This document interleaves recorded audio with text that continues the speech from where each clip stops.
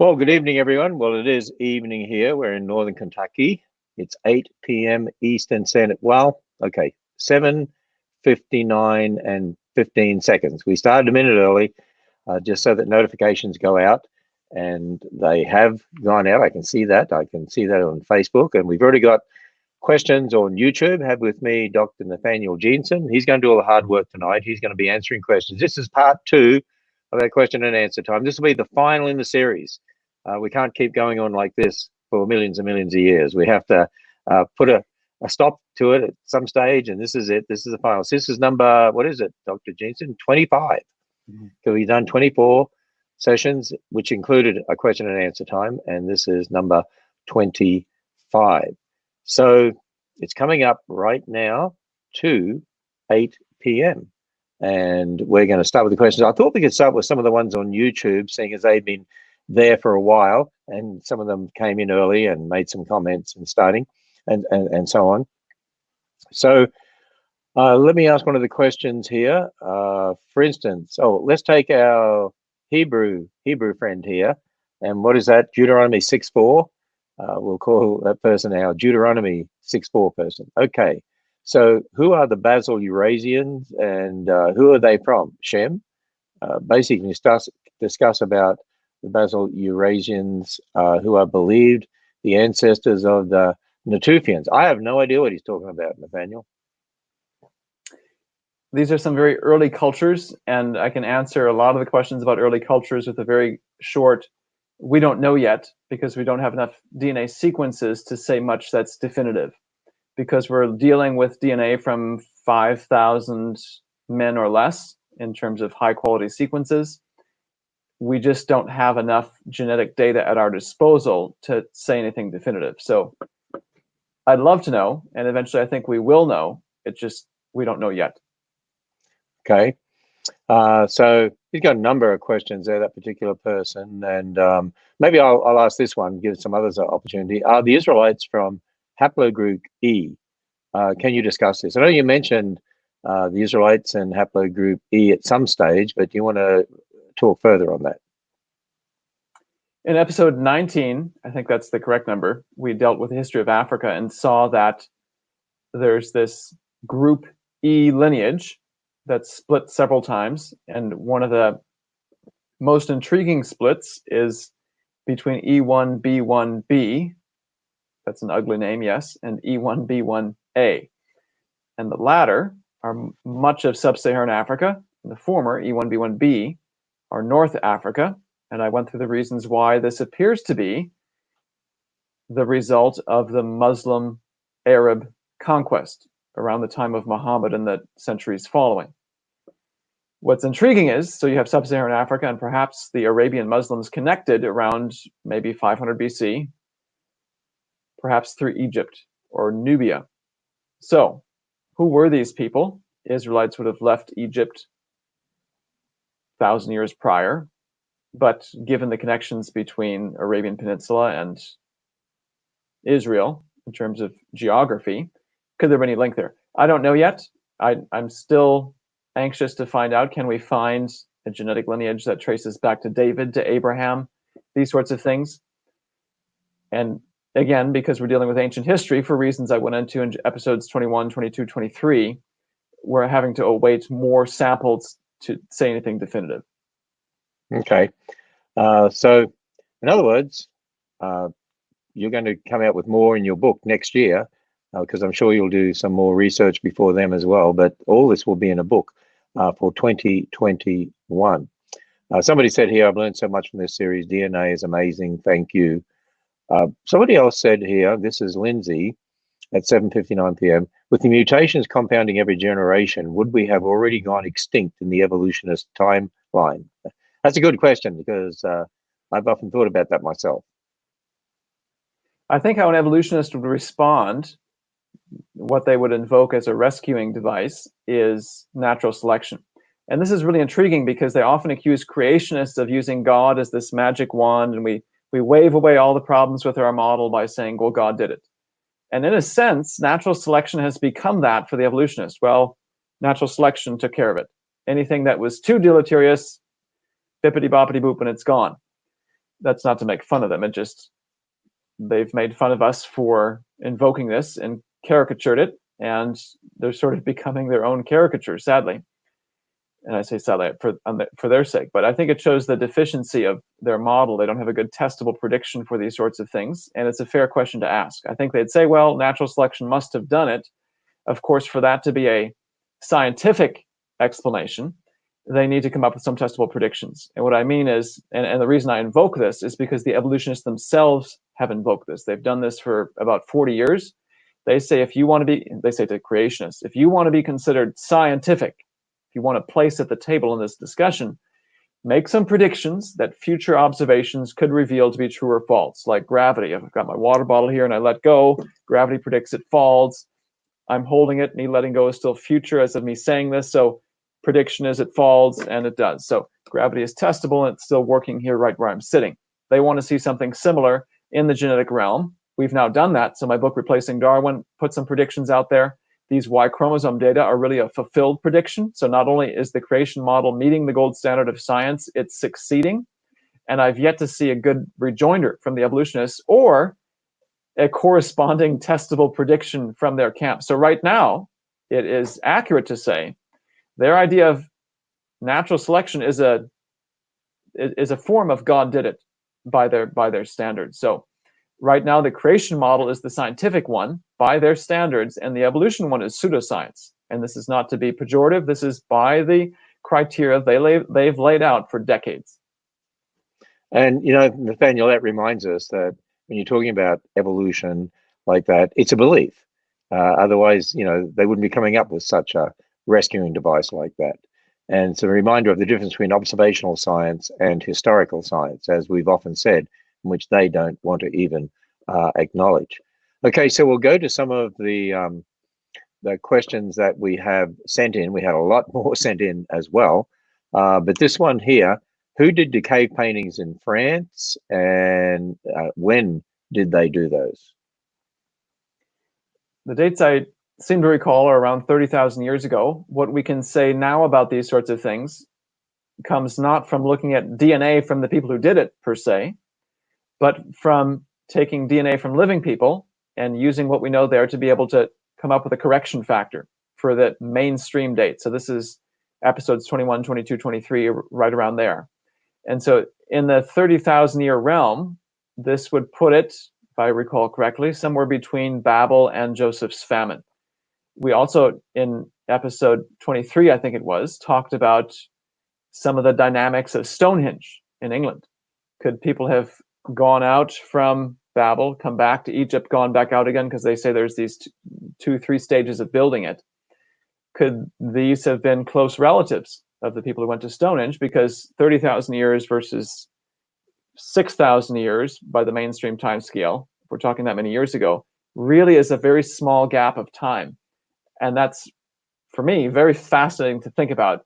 Those who are divorced as never having seen the light of day in terms of their history, yet now are almost contemporaries if the time scale is corrected. So these people may have known the builders of Stonehenge, for all we know.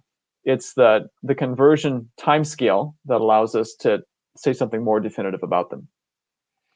Okay, this one from Violet. Does the argument that Africans married younger address more Y chromosome changes? I heard it used for mitochondrial DNA. Yes, good question. I think someone had submitted this as well. So maybe I can kill two birds with one stone here. Could we invoke shorter generation times, is I think another way to say this, for the African Y chromosome data. So let's back up for a moment. If you recall from previous episodes looking at the African branches, the sub-Saharan African branches, some of those look very long. They look like outliers. And if you just saw it for the first time, you might say, what is that? Is that someone mutating into the future? No, it's likely they've mutated faster. The question then is it because they've gone through more generations? They just marry younger, have kids, marry younger, have kids. And so after 4,500 years, one group goes through 400 generations, but outside of Africa, it's 200 generations. That's a possibility to consider. It's something I've considered for the mitochondrial DNA. And there is some historical data going back to the 70s indicating that in African countries, ladies may have married younger on average than those in non-African countries. I haven't seen such data for the males in Africa. There doesn't seem to be, at least in the 70s, this sort of difference. Of course, the question then arises, could there have been a historical difference? We also can calculate what happens if, in theory, they've gone through more generations. And it looks like, if I'm remembering my own published paper correctly, I think we've done this, and shorter generation times are still insufficient. Sorry, my screensaver keeps coming on here because I don't have a PowerPoint open. It seems to be insufficient to explain the length of the branches. So I think even if you invoke shorter generation times, marrying younger, it's still not enough to explain the full length of the branches. I'm suspicious that it's simply a faster per generation rate. So the idea is, and maybe kill a third bird with one stone here. People are wondering, how can you talk about a constant rate of mutation when you say Africans are faster? It's a little non-intuitive and complex, but it's basically, I'm saying every generation, for most people, it's about 2 to 3 mistakes that happen. And that's constant, generation to generation, generation. That seems to work, and that seems to explain the data that we see. I'm saying for Africans, it might be faster, but still constant. For them, it might be 4 to 6 every generation. And constantly 4 to 6. Every generation, 4 to 6, 4 to 6, 4 to 6. So that after 4,500 years, they end up with these longer branches versus those who have the slower mutation rate. In both cases, it's constant, but the absolute value of the constant rate is what distinguishes the two, and I think this will turn out to be true. Okay, well, here's one that was sent in. Where do the Maori people come from? So a good question for a Australian. Neighbors there. Well, for New Zealanders, right? Yes, but maybe I've invoked a rivalry that I should not have. I was thinking neighbors, but perhaps it's like a New York versus everyone else in sports. I don't know. Since I've been born and raised here, you can tell me. Yeah, it's sort of like that. Okay. So forget the Australian connection. People from New Zealand, Maori peoples, what's their heritage? Even in mainstream science, scientists would say the New Zealand islands and the Maori peoples arrived very late in history, maybe 1200 AD. I was shocked to find this out myself when reading up on this. Linguistically, I think they're in the Austronesian language family. Archaeologically, when you date the remains that they see there, again, it looks like it's quite late. So what is their Y chromosome lineage? That's a good question. I think some of these might be in group C, which we still, if you remember from episode 16, there's still some uncertainty about where exactly that originates. I've been doing some more mapping of group O, which is East Asia. And we didn't get a chance to talk about this. I think it was episode 9, where we talked about the ancient Chinese connection to modern Europe. I'm beginning to see in the major subdivisions of group O in East Asia that O1, O2, O3, those are the main subdivisions. Those may correspond to some of these major language families. One of them being the Chinese Sino-Tibetan family, another one being the Southeast Asian Tai-Kadai family. The third one may be Austronesian, which is supposed to originate Taiwan and then disperse down into Indonesia, eventually get over to Madagascar, and also into the Pacific. So linguistically, we've got some good clues. Archaeologically, we've got a fairly late arrival. I have to double check on exactly the Y chromosomes that they're found in.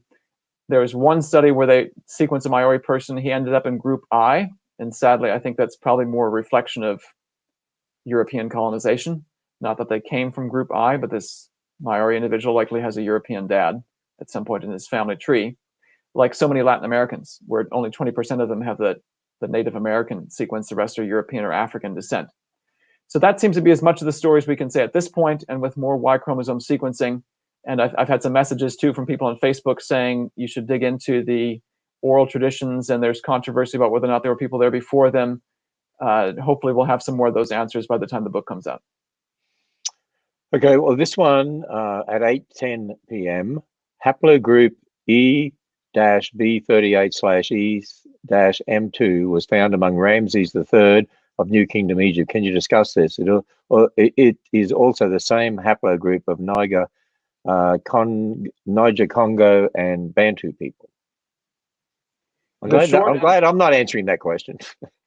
The short and boring answer is the DNA from people who've died, Rameses, pharaohs, so forth, it appears to be unreliable in its quality and its implications. There may be something we can eventually glean from it, but right now the sequences that we have that have been published do not match up with what we know from history. It seems like either the DNA is degraded or they underwent some sort of hypermutation. The fact that it's seen consistently, not only in Neanderthals, but stuff that's more recent, tells me this is probably DNA degradation. I don't think that everyone who's died just so happens to have a hypermutation rate. I think what this is DNA degradation. So we may never know what the DNA of these people were if we extract it from their cells. What I'm hoping we can do is make some inferences from those who've survived and begin to sort of work backwards in history and put the pieces together to say, okay, this is the most likely explanation for who the Egyptians were back then and who the pharaohs were. But at this point, the published statements on these sorts of ancient DNA peoples, their haplogroups, I don't find to be reliable. Okay, one here at 8:13 p.m. from I'm not sure I even game to pronounce the name Lima Teti. Anyway, please answer my question. Okay, we're going to try to do that. What is the Y chromosome lineage of the Pacific Islanders, e.g., Tonga Islands and Samoa, etc.? Another good question. This is it depends on exactly where you are. So let's put the big picture framework in view and put these islands specifically within that context. If you go to the Australian Aborigines and some of the people of New Guinea, I guess you could say Melanesians, what they tend to have are these very ancient S, K, and M haplogroups. They look like they're the descendants of those who got there first. They got there early and they just stayed there. And you don't find those lineages hardly anywhere else in the world. So that's an interesting story in and of itself. There's also some significant input from group C. And again, we don't exactly know what this group C is, because you can find a dispersion of C lineages around 800 BC. You'll find them in the Australian Aborigines, people of New Guinea, India, Japan, Siberia. So it makes you wonder, where did it come from in the first place? We speculated in episode 16 on the possibility of there having been an African migration over towards Australian Aborigines, Papua New Guinea, and perhaps even into the Americas. Perhaps not group C, but something even earlier. And the lineages of the Tonga Islands, Samoa, and so forth reflect some of the New Guinea Melanesian input. I have to double check the paper offhand. So you might have to get back to me on this. I'm just trying to remember from the many papers that have been out there. I think there's also some group O. So this could be some of the migration from Taiwan downward, if that's a correct narrative. Looking at languages, you have in mainstream science, they say the Austronesian languages start in Taiwan, they move south to the Philippines, Indonesia, then spread outwards, skirt New Guinea, and go into the Pacific then.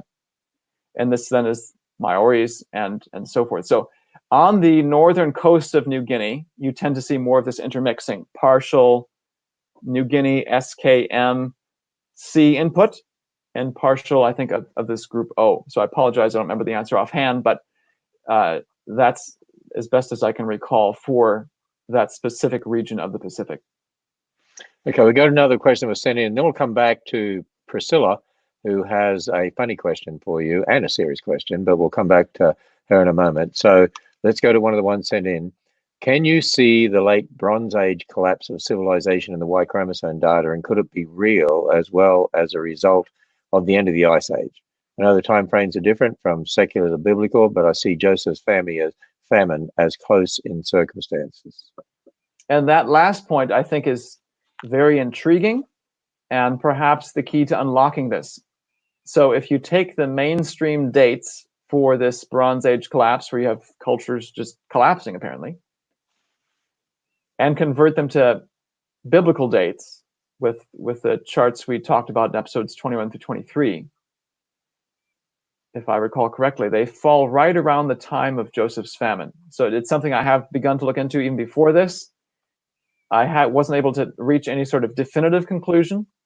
It's something I intend to look into further, and there may very well be this cause-effect relationship to this biblical event that I've neglected for years, but may have these dramatic worldwide and archaeological and genetic consequences we haven't noticed before. Okay, so with Dr. Jeanson rattling all this stuff up about history, and I mean, he's PhD in biology from Harvard, and he knows all these names and everything. I mean, some people might think you're just a robot, but Priscilla asked the question, what do you snack on when you're doing your best research? And then she asked a serious question. Is there a curriculum that reflects the biblical worldview and some of your research for homeschoolers? I would say that some of my best research, because I'm a night owl, happens after the hours of 10 p.m. So some of these key discoveries where kids go to bed, wife goes to bed, and I just got to know the answer to what's going on. And that's kind of been the story that's been true for in many cases. Tend not to snack, so I apologize, I don't have a good answer there. If you'll put the question back up, I was caught up in that funny question. In terms of curriculum, Ken might be able to speak to this more. With respect to this research we've been discussing, this is not yet in any curricula. In fact, some of what you've heard in this series was announced here for the first time because it's conclusions I've come to even as developing the PowerPoints for these presentations. In particular, I'm thinking of episode 19 for Africa. I was scrambling to put together a presentation and began to map out the various subgroups, and then it struck me how much they matched language, and it was really shocking. And I began to map out, as I mentioned earlier, some of the geography of the subgroups within group O, and that's when it hit me again. I'm like, oh wow, these seem to match linguistics. So this is all very much work in progress, groundbreaking research. It's not in print elsewhere yet. You've got the technical basis behind all this in the papers. So let me share this screen real fast. I'm going to put this up in case people want to find more about this. See if I can. And this would be the best place. I'd also encourage for homeschoolers to get Bodhi Hodge's book on the Tower of Babel too, because it's giving a different perspective, of course, but it's dealing with the same issue of people groups coming from the Tower of Babel. And this person also asked, will your new book have more linguistic information pertaining to this topic? There'll be linguistic information as it relates to the genetics and as it relates to understanding the history. So to me, it plays a big role in understanding the Pacific. It can play a role, I think, in East Asia, Africa, so forth.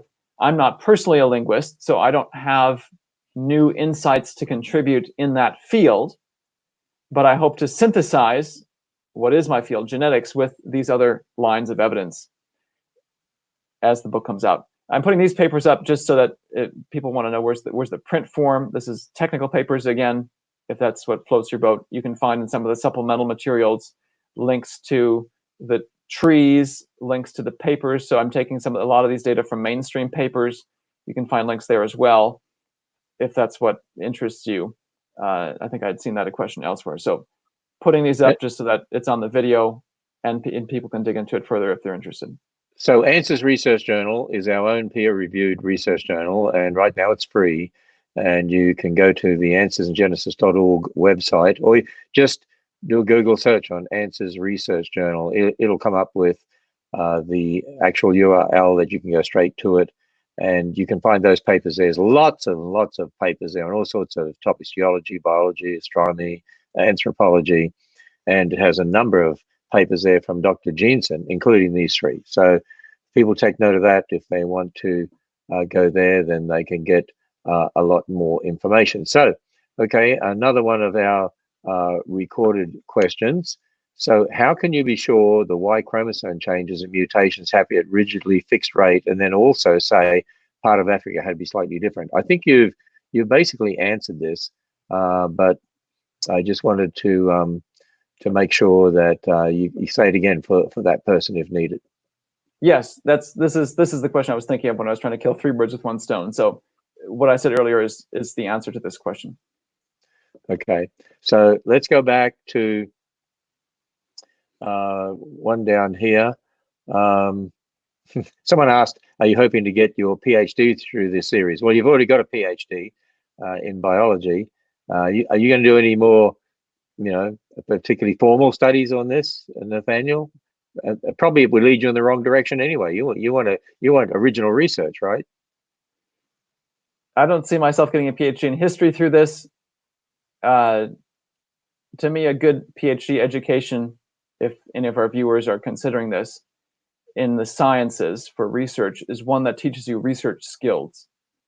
And when I was in graduate school as a PhD student, most of the lab members that I worked with were either technicians, who usually had a bachelor's degree and did work for many of the PhDs, or postdoctoral fellows. They had their PhD, but were this sort of had the prove it couple of years of their career before they got an academic or industry job, pharmaceutical job.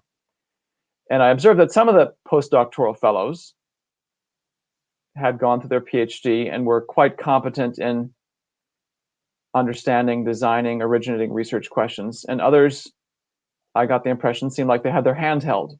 And the lab supervisor did a lot of the supervision, and they floundered some. They seemed to struggle as they were sort of tossed into the deep end and had to do it. So this is sort of a rabbit trail on PhDs. But to me, the point of a PhD is to teach you the skills you need to learn and dive into any field, and to know what you don't know and where to go to find the information. So I feel like Harvard gave a very intense, rigorous training in that respect, and wanted to quit several times. But by the grace of God, I was able to persevere. I feel like I've come up with skills to go through it, and then know what I know and what I don't know. So I feel like it's, by the grace of God, given me great freedom to tackle all sorts of things and to swim in many ponds. And this is the one I've found immensely fulfilling and exciting. And I trust many of the viewers have found all that we've discovered exciting as well. I think it's great when you can do some refreshing research, something new, and actually think outside the box and look at things in a different way. I think it's absolutely fascinating. So Paul asks, which group did the Kurds descend from? How likely is it they're descended from Abraham? Good question. I have yet to see Kurdish Y chromosome data. It may be out there, so I apologize, I haven't seen it yet. In terms of likelihood from descent from Abraham, that to me is a question of ancient history. And again, we just don't have the Y chromosome data yet in sufficient numbers to be able to say definitive things about times in the past. So this is probably not something we'll have by 2021. This is book one, and hopefully a series of books. But the pace at which genetic research is happening, people talked about the 1,000 Genomes Project and the 100,000 Genomes Project, or 100,000 genomes in Asia, and the Million Genomes Project. I anticipate in the near future, perhaps even in my lifetime, we'll have enough data where we can begin to look at these ancient history questions. Okay. So somebody said here that you've got some good links on your Facebook page. So do you want to tell people about your Facebook page before we go to the next question? Yeah, if you just Google my name on Facebook, Nathaniel Jeanson, I've got a couple pages. I did one for my book that I did on the origin of species in Darwin. So that book was called Replacing Darwin. That has its own page. I wanted to set up a space where people could come and ask questions, especially skeptics, because I'd written the book with an evolutionist in mind, a student who had grown up never hearing of creation, never even doubting evolution, so that they would then pick up this book and say, wait a minute, this is not anything I've heard before, and it forces me to question what I've held to be true for so much of my life, and that's a traumatic process, and I wanted to be able to give people a space to work through that. And also wanted a space to be able to answer questions for folks. So that's what I've used it for, as well as a place to post links to things. I've promoted the series on there, articles that I've done. So that's the overall purpose of the page, and people can find me there as well. Okay, so I just posted another question. From the recurring studies and references on ethnicities being of Asian origin, is it safe to say most of the world has Asian ancestors? This is a question I've thought about myself as I've gone through this data. I thought, is everyone going to end up being of Central Asian origin? You've got much of Europe, 60% or so of Western and Eastern Europe. You've got a good chunk of India that's of Central Asian origin. Of course, Middle East of Central Asian origin. I argued in episode 18 that much of the Middle East today is of Turkish descent. On and on and on it goes. The Chinese, East Asians, appear to be fairly isolated. Of course, they're Asian, so that checks the box as well. The Pacific peoples look like they descend from this group O, many of them. So there's Asian origin. The Australian Aborigines do have an ancient lineage that's not connected, from my view, to Asia. Of course, what we need to remember is, at what point do you say they have Asian origin? Because the Ark lands in Mount Ararat, which is somewhere in the Middle East, that's technically Asia. So all of us, in a sense, have Asian origin. But I think the question is more along the lines of recent Asian origin. Africa also, again, appears to be isolated. Sub-Saharan Africa, in particular, though thinking again of the famine in Egypt and people coming out of Egypt, and some of these groups apparently moving into Arabia, then back into Northern Africa. There's Asian connections there as well. The Americas, we looked at Group Q, has Central Asian origin. So let's just review all that. Europe, most of Europe, good chunk of India. You've got the Middle East, of course, by definition, China. Southeast Asia are Asian. Pacific is Asian. The Americas are Asian. It's really only Papua New Guinea, Australian Aborigines, and Sub-Saharan Africa that might be able to be called non-Asian in origin, but Asia really does dominate the globe in terms of the Y chromosome lineages. It's quite remarkable. So there's a question here from Elvira. Actually, Elvira, wasn't that a famous song? Do you remember who sang that? How good are you at that? Terrible. The Oak Ridge Boys. Okay. Okay. All right. So with so much false information out there, how do you know your sources are true and accurate? You know, I think today with so much out there on the internet, and people don't even know what to trust and what to not trust. So how would you answer that? Good question. And it depends on what we're looking at. When I'm dealing with the Y chromosome, it's almost a habit now. I go for the raw data. I was just in discussions with the collaborator this week about another seemingly genealogy study. It's not necessarily father-son, but this is genealogies of Kazakh people going back maybe to the 1400s. And there's a lot of red flags in the published conclusions and results that just so happen to match the expectations of evolution. That made me suspicious. And you dig into the raw data, and it looks like, I think they just discovered another young Earth confirmation. Don't know yet, have to look at it, but that's sort of my default now, especially when it comes to science, especially when it touches things that deal with creation evolution.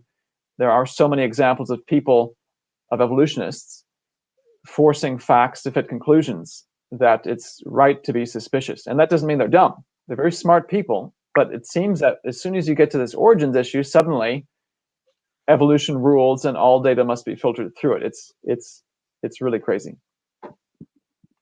Okay. There was another one. Oh, let me post this one in here. And it says, are you assuming Noah had no more children after the flood? Yes, and I think we have good biblical justification for this. Genesis 9 says, now the three boys exited the ark, and from these three, the whole earth was repopulated. And to me, that excludes Noah and his wife having any more children, or if they did, could you speculate maybe they had a daughter or a son? Maybe, but I think by that verse, they could not have contributed to the repopulating of the rest of the world. So if you want to know who we come from, those three boys. That's, to me, the biblical answer, and that's what I've been going with.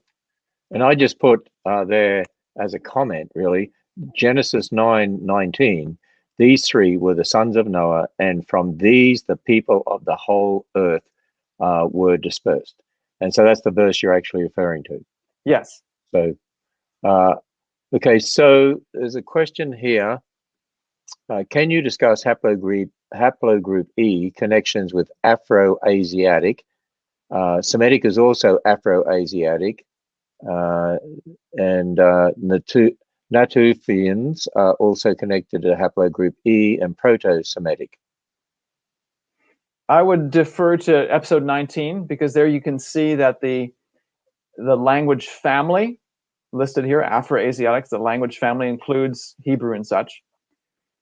That's basically North Africa, and the haplogroup E1B1B is a very tight match with the geography. So we looked at Europe and saw that language and genetic lineages match quite poorly. And Africa, they match quite well.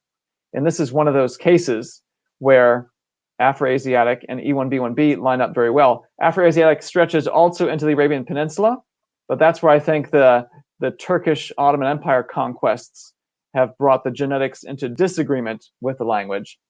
But in North Africa, there seems to be a pretty tight match. In episode 19, I go into much more detail. Okay, well, I just put up another question there that was sent in. Would new major trees be found with additional samples? In other words, that is, more alphabetic letters needed, or is the genetic tree going to stay in the same basic form? I would say that the tree as we have it appears to me, because it's matching what we know from history so well. I think that we got this tree and we got these major branches coming off. In that sense, the structure is going to be the same. I don't think we suddenly discover, oh, there's this whole set of lineages we never thought existed before that are much deeper, much more ancient. I don't anticipate that happening. What I do anticipate, and this is actually a testable prediction, you can find out more about it in one of the papers I published, I think there will be more letters. And the way you can predict this, again, is just from looking at the history of human population growth. The number of branches in our tree reflects the number of people alive at any point in time. In a relative sense, and once we exhaustively sample the globe, in an absolute sense, because it appears that the Y chromosome mutates every single generation. Every time there's a son born, there's a new branch of the tree. And then he grows up and has sons and more branches and more branches. And so if you sample the entire globe, you should be able to see every single branch at any point in time. So just to give an example, mainstream sources say in 1000 BC, there's 50 million people, so let's say 25 million men. If we sample the globe exhaustively, there should, at the 1000 BC point, end up showing around 25 million branches. Now that's just taking them at face value, not considering the question of how many of those actually survived to give offspring to the present day. But that's just sort of a ballpark number example. So we probably will quickly run out of letters of the alphabet to designate these deep lineages. But as more and more people have been sequenced, we're already beginning to see deep lineages emerging that don't rewrite, somehow give us a new tree, but they're beginning to fill in some more of these deep branches where there's only 26 branches or fewer letters of the English alphabet. There's more that are being added in slowly near these very deep points. So that's a prediction of what this model has put forth, and I think we're already beginning to see it fulfilled. Okay, there's a question on YouTube here from Raw Matt, and I might just preface this by saying, and I want to make sure I'm saying it right here, Dr. Jeanson, that as in regards to the human skin color, I mean, there's one basic color. I mean, there's some different pigments, but the main pigment is melanin. It's a brown pigment. So we don't say there are different colors. We say different shades. And there's not really true black and there's not really true white. Okay, so this question says, would skin color prove young Earth creation since black and white skin race genes have not reached fixation? I heard just 378 genetic loci out of 6 total genes codes for all skin colors, or should we be saying shades? I'm trying to wrap my mind around the question, and I don't know that I quite follow it. I don't know that the evolution model predicts anything specific about dark versus light shades and their frequencies of where they should be. My impression is this is basically an after the fact, going back and say, does it match evolution? So I can't think of anything offhand in this particular realm and subdivision of genetic considerations that would point one way or the other.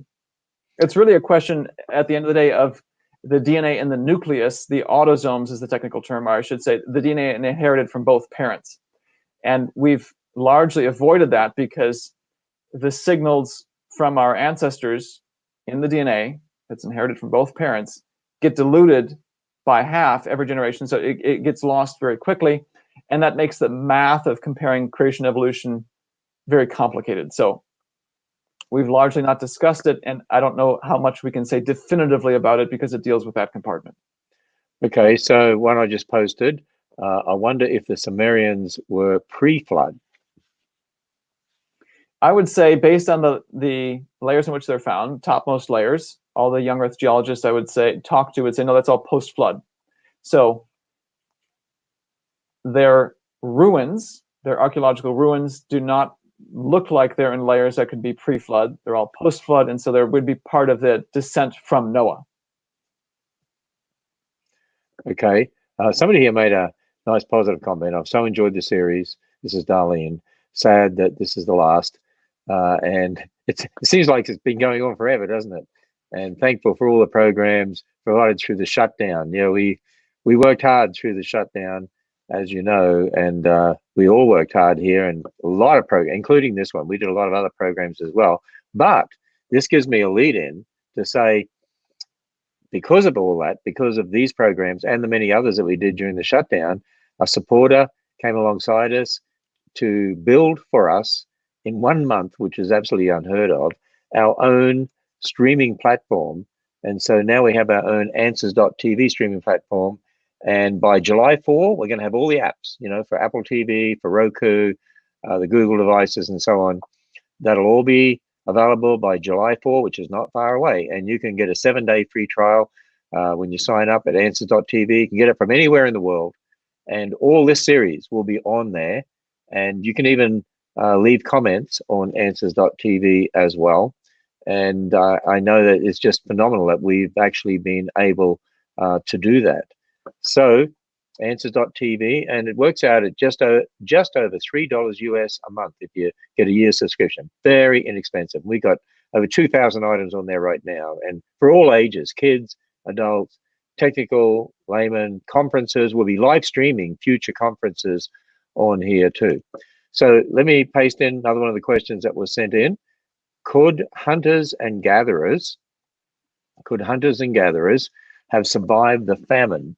Animals seem to have survived through it okay, question mark. And if you'll leave that up for a moment, I also want to put in a plug for Answers TV, because I've worked with the video guys on this. The video quality is very high. So if you've tried to watch this on YouTube, or you may have tried to squint to look at the maps, they've done a great job, and even have redone some of the early presentations. The quality is really good. So I'd highly recommend it. Now to the question. And the larger question is, what happens to those if there are people who don't make it to Egypt and to what Joseph has done to help people survive? Animals seem to have survived. Now, did animals survive? Before I answer the question, let's raise the question that this one seems to assume, the answer that seems to be assumed here. From people who look at the fossil record and look at the uppermost layers, the Pleistocene layers, there's plenty of animals that no longer exist. Some of these megafauna, massive creatures that we don't find anymore. I wonder how many of those extinctions may have something to do with the end of the Ice Age, perhaps with the worldwide famine. I guess I'm questioning the premise of that second one. Did they survive? How many animals are gone now because of this worldwide famine, change in climate due to the Ice Age, and so forth? So I would say, and that's the second one, they may not have survived very well. And if there were folks far from Egypt, or folks who stubbornly refused to go, who knows? There's all sorts of scenarios you can think of. I would also wonder how well equipped they would be to make it. Okay, and then another question that was sent in. This is an interesting one. Does your population model allow you to shed light on if it was possible for Jacob's family of 70 to become 2 million within 250/400 years during their sojourn in Egypt? I guess it's talking about the long or short sojourn, given a higher than average level of fruitfulness. I haven't done it. Rob Carter has done this. He's another PhD geneticist. He's a much better computer person than I am. And he's got some collaborators as well, where they've done very detailed calculations, age of the father, and whatever parameter you want to look at, they've basically modeled. And it's quite plausible. I can't remember offhand if it has any impact on the long versus short sojourn debate, but he's the one who's a much better expert on that than I am. And from what I've seen, I've had no qualms at all with the length of their stay in Egypt and whether or not it's possible to give rise to all these people. It's quite plausible based on what he's published. Okay, so another one I just pasted in there. How does Clovis culture fit into Eurourasian? I can't even pronounce it right tonight. To America's migration. What is significant of the French Basque populations? Two very interesting ancient history questions. Clovis being one of the first archaeological sites in the United States, typically dated around that 15,000 years ago time frame in the mainstream model. So this would put you pre-Joseph's famine. And again, we need to rethink a lot of these things when we convert the dates. So perhaps a mainstream person would look at this site and that site, and they're implicitly thinking, okay, this is thousands of years here and thousands of years here, there, and understanding this in terms of a succession of peoples. And if you convert those dates, and maybe they're 50, 25 years apart, could this and this and this all be the same family moving from place to place? So what is the Clovis culture? It's very early. It appears to be pre-famine. Who it is, we don't know yet. Again, one of the outstanding research questions is, who were the first peoples in the Americas? And to me, the way to answer it is to begin sequencing lots of Native Americans to see if a more ancient Y chromosome lineage shows up. And this may then connect us back to this culture. The Basque is also interesting. And I'm trying to remember my linguistics offhand, because Europe, if I recall correctly, has, I think of it as 3 major language families. In fact, yes, this map back here, you can't really see it because it's far away. And it'd take me a while to pull up the PowerPoint that has it. It's basically Indo-European, which is German, French, Spanish, Portuguese, Italian, Romanian, all the major languages of Europe primarily. And then there's Finno-Ugric, the Hungarian, Finnish, these small set of languages that appears to come from the Magyars, the Central Asians who came in around the 900s AD. Basque is this, and I wish I could remember this offhand, I think it's this tiny little pocket that's a separate language family. Whatever it is, there have been some French people who had their Y chromosome sequenced recently. And this is a study I didn't discuss in our series. But one of these French individuals shows up as a very ancient H lineage. And the H lineage is India. Of course, linguistically, Indo-European stretches from Europe all the way over to India. I'm Googling now the Basque language, and yeah, okay. I think it's what I'm thinking it was. It's one of these ancient isolated language families. What's their history? Perhaps the earliest Europeans. Well, here you have this really ancient lineage, first person I've seen in this lineage yet, and it's connected to deep ancient India. So again, I hate to be a broken record, but for these ancient populations, we don't know yet, but we're already beginning to gather data that's adding some very tantalizing clues as to who these people might be, and is revealing connections that we may have never thought before, or that language may have implied, but that we've never seen on a family tree. So this is going to get very interesting. Okay, so we can look at some of the questions that just came in live here. Okay, I don't know whether you want to deal with this one or not. It's from Billy T, talking about the Book of Mormon theory that Native Americans are descendants from Jews. Do you want to comment on that? The Native Americans we see today, Group Q, descends from a Central Asian group that also connects to this R1b lineage in Europe. Who does that lineage come from originally? Is this people who spread out from Babel or from Egypt after Joseph's famine and just settled down there in Central Asia for thousands of years and then decided later to, starting 2,000 years later, to spread out? Or are these people, and this is something I've wondered about, are the Central Asians the remnants, and we talked about this somewhat in episode 23, of more of these Middle Eastern, could these Central Asian groups be ancient Persians who got bumped out and into Central Asia? Could they be ancient Assyrians who got bumped north? These are all very intriguing questions. So I don't yet have a firm answer to what the Jewish lineage is. So technically, it's hard to answer this question from the perspective of the latter part of this question. And once we know, if we can ever discover this, the first Native American lineage, that'll be another key piece of the puzzle before I can give a definitive yes or no. And I know people want a definitive yes or no. It's a question for which you don't yet have all the pieces genetically.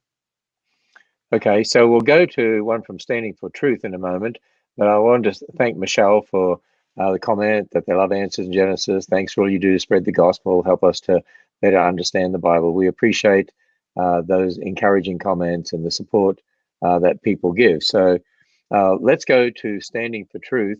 Do we have too many large linkage blocks in our genome?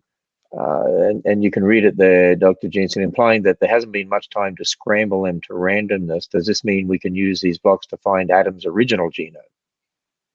So this can we rebuild Adam? Good question. In terms of the Y chromosome, unlikely, but this is a question that's dealing with the DNA inherited from both parents. And this is a long discussion for another day, so I'm not going to get into it in any depth, just so we can get to some other questions. But DNA is inherited in sections. It's not like your dad, who has 2 copies of his DNA, he starts mixing and matching all the various pieces, so you're a completely scrambled version of his 2 parents, because he comes from 2 parents who pass on their DNA to him. And so am I a completely mixed up version of my grandparents? No. DNA is inherited on each chromosome in chunks. It's much easier to explain with diagrams. But the amount of linkage that we have is a hotly debated topic among creation and evolution.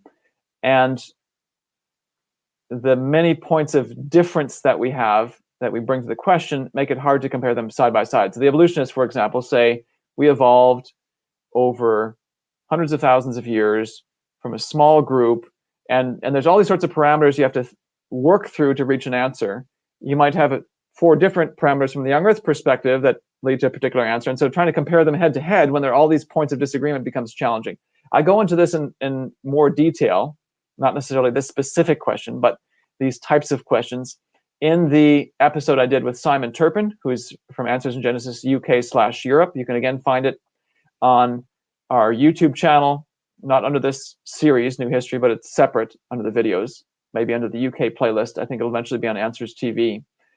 But I think it's Was Adam the First Human Being? Anyway, it's something I did with him, and we talked more about the history in our DNA inherited from both people. And that might be something from both parents. That may be something where we can go back to a good approximation of Adam and Eve, because at the time of the flood, you've got Noah with his 2 copies of DNA, his wife, she's got 2 copies of DNA. Now the 3 boys are going to be a mix of them. But then you also have the 3 wives of Noah's sons, each with their 2 copies of DNA. So among that diversity, okay, it's only a handful of people from Adam and Eve, we may be able to get fairly close to what Adam and Eve would have looked like. Okay, and our staff that are monitoring this will see if one of them can find that link to that program you did with Simon Turpin and see if we can put it in there. And I'm sure it's going to be on Answers TV as well. So I just pasted one in. Is the Atlantean DNA still in the DNA sequence? And I didn't even know what Atlantean DNA is. You're going to have to tell me. I think this is a question along the lines of the lost city of Atlantis, which I was wondering that. People talk about myth and such. Well, even mainstream folks, my wife and I were just watching something either on Netflix or National Geographic Disney Plus, trying to look for the lost city of Atlantis. Could there be some kernel of truth behind this ancient story?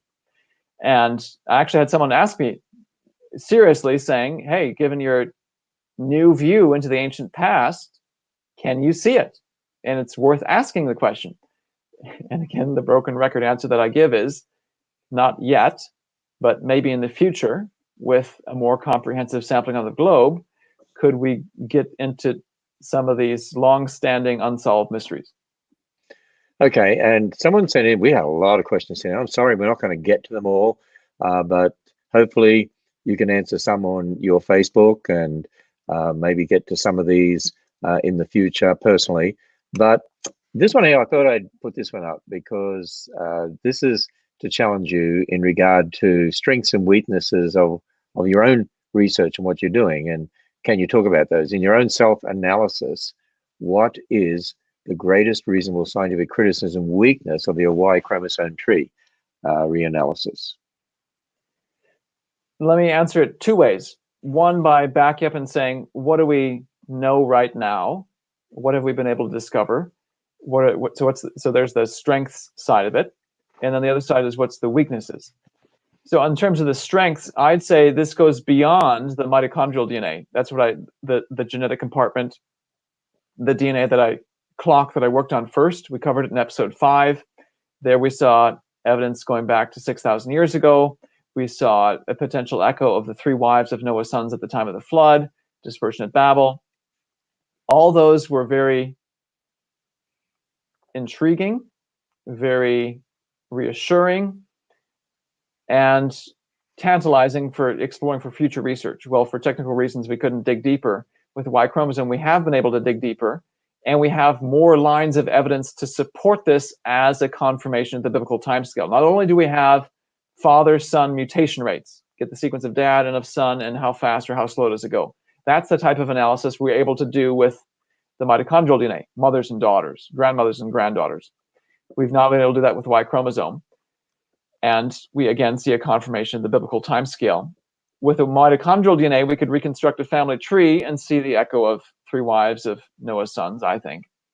With the Y chromosome, we can see a point where they go back to the beginning, maybe even an echo of Joseph's famine. So there's, again, parallels. To me, where we can go beyond this is we've also been able to take not just this short window approach, the most recent segment of history, fathers and sons, but we can go back to ancient history and say, does the shape of human population growth from the Y chromosome family tree look like what we know from ancient history? This is something we've been unable to do with the mitochondrial DNA because of statistical noise.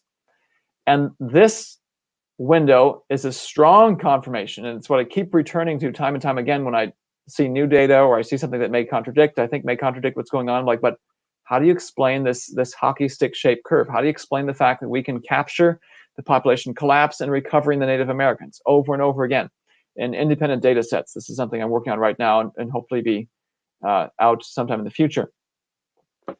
The one window we haven't gotten as much insight into is in between the very short and the very long. So if, let's say you've got a family tree that goes back to the 1400s. That's something we haven't gotten to yet. So there's something, a potential testable prediction in the future. And just in general, the field of DNA sequencing, we're pushing the boundaries of it. There's still some uncertainties. It's still a little bit of an art and not always a science when you get the raw sequence. So those are the things I think of when you say, what are potential weaknesses? This is a field that's still working itself out, not just me, but the mainstream scientific community. Yep. Well, I posted a question there, but someone did make a comment. Did someone ask and receive an answer about the hypothesized faster mutation rate in the African line? Yes, that was discussed earlier, so they can go back and watch that. There's a question there about Peleg, and of course, some people think Peleg refers to, oh, there must be a division of continents, but that wouldn't make sense because that sort of division would destroy the earth and create a global flood. So it's obviously in the context of the Tower of Babel. So how does the world being divided during the time of Peleg fit with the model of the spread being limited by waterfall from glacial meltback, cutting off land bridges? And of course, that depends on the model of the Ice Age and when that happened. And that's about as much as I could say. Depends on who you talk to geologically, and it's not my field, so I'll defer to them. Well, that's an easy way of getting out of that one. So I know that there are some different models on that, and we will look at this. This is one I thought, we have so many other questions. We could go on for a long time, but maybe, we need to bring this to a close as the final series. So here's an interesting one. And this one says this. It says, as a female, how could I get into genetic testing that would go further than 23andMe? 23andMe, what's 23andMe? That's one of the popular commercial genetic testing companies. So we're in the US a day before Father's Day. Some of these companies are having Father's Day sales. Get your dad to find out who he's from, get a Y chromosome test, that sort of thing. 23andMe, Family Tree DNA, Ancestry.com, these are some of those places. This is an important question because females do not have the Y chromosome. And we've spent episode after episode saying it's the Y chromosome that's the key to human history. So does that leave females high and dry without any insights into their ethnicity? No, it just becomes a little bit more involved to find the answer. So, and it's applicable to men. What you get from the Y chromosome is your paternal inheritance. Well, what about my mom's side? What do I do there? What I've been interested in doing is having her brother or his son, one of my cousins, male cousins, get their DNA tested. What about my wife's line? What are my kids going to think about their family tree? Okay, they get their Y chromosome, the boys get the Y chromosome from me, but what about my wife's side? And there's rumors of a Native American in the family tree, and could there have been an African person? How do you find that out? Well, you get her dad tested for her maternal inheritance, so from her mom, my kid's grandmother, you find one of her brothers.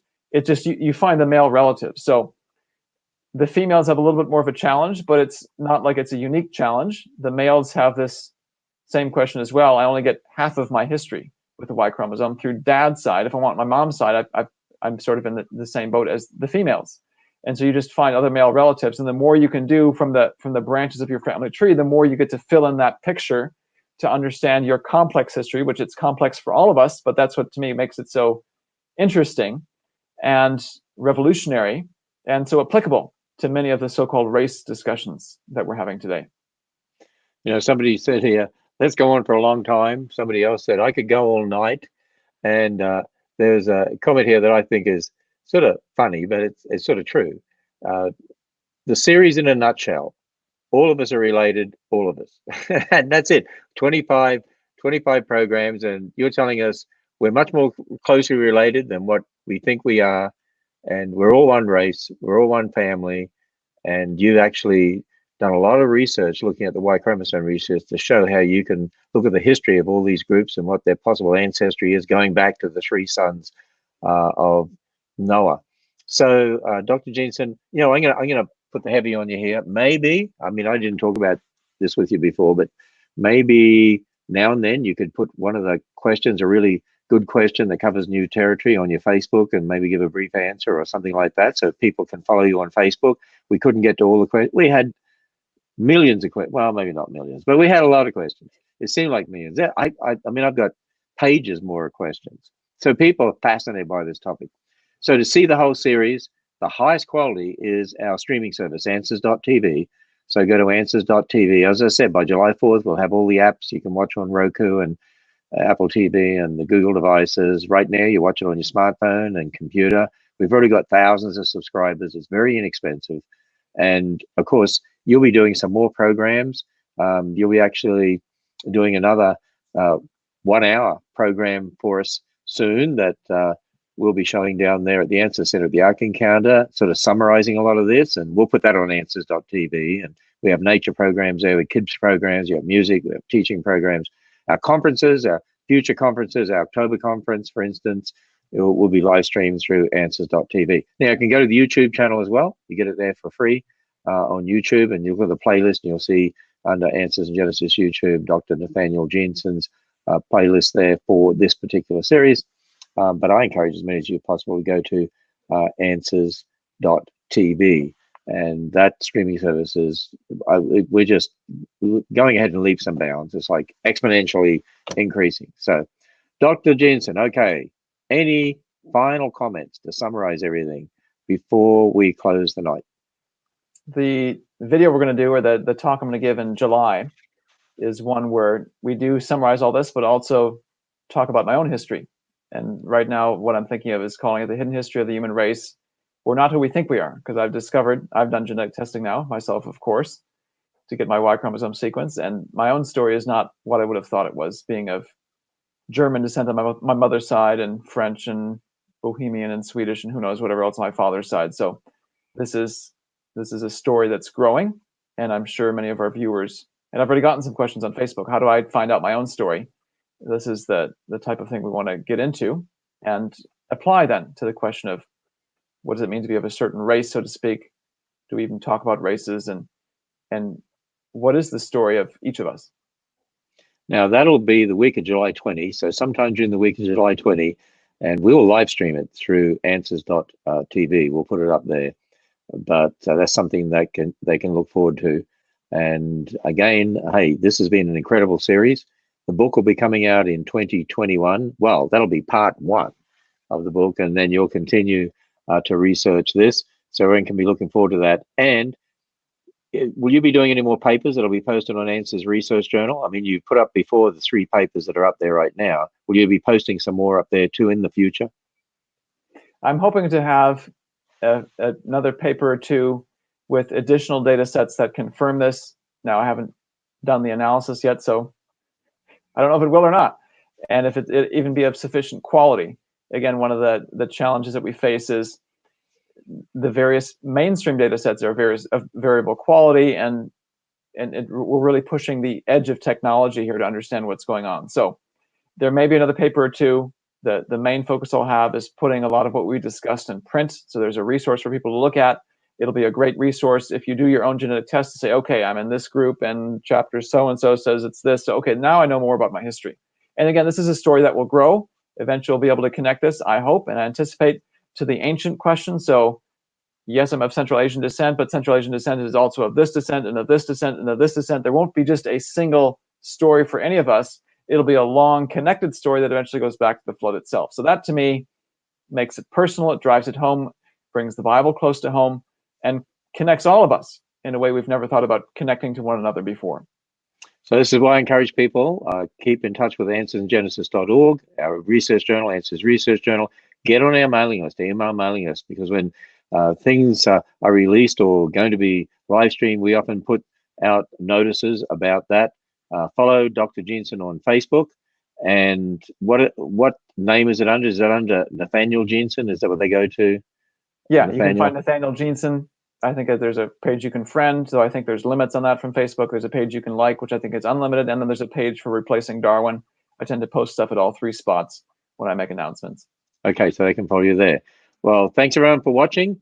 We have now concluded this 25-part series, and it's been tremendous, and I think it's been one of the most popular series we have ever done. So good night from Northern Kentucky, and from the Creation Museum. We're here in the offices of the Creation Museum. Dr. Jeanson's his office. I'm in my office. We have staff here that are monitoring all this and helping us to make sure it all went smoothly. And we'll have another series sometime in the future, we hope. So with that, good night from Northern Kentucky.